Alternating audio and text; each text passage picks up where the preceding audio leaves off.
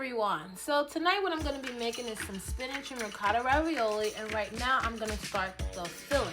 So I'm going to use some Parmesan cheese, some spinach that I cooked last night and chilled overnight, and some ricotta cheese. And then I'm going to taste it and then add my eggs.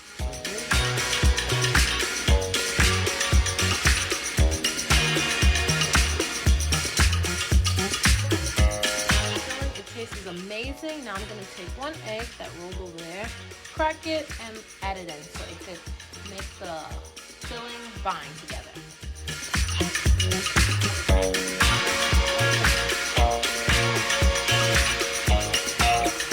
My dough that I made about 2 days ago or so. So now I'm just going to finally roll it out. I'm just going to liven it up a little bit before I get the roll. So far so good. I can see through it. I could even see the table. I'm gonna give it one more go around. Just one more. It's time to get them filled. This I'm gonna make 4 out of them.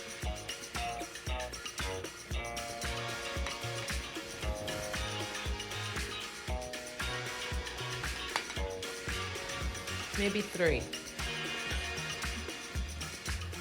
Okay, these from scratch with no ravioli maker. So what I did was flip it, and now I'm gonna shape them. Put the tops now to get the air out, and I will show you guys the after. And I'm gonna start using this little roller. Get another fat one. I don't know. I already did a few of these, but I think I need less filling. I'm going with my eyes instead of what I'm supposed to be doing. The same way I do to tacos, and then all my meat is falling out. Okay, that's one big ravioli. Okay, these are my testers. I'm gonna try one. Look at that one, it's already leaking. So I'm gonna make some really pretty ones for the next. So I'll take a picture after. See you guys soon.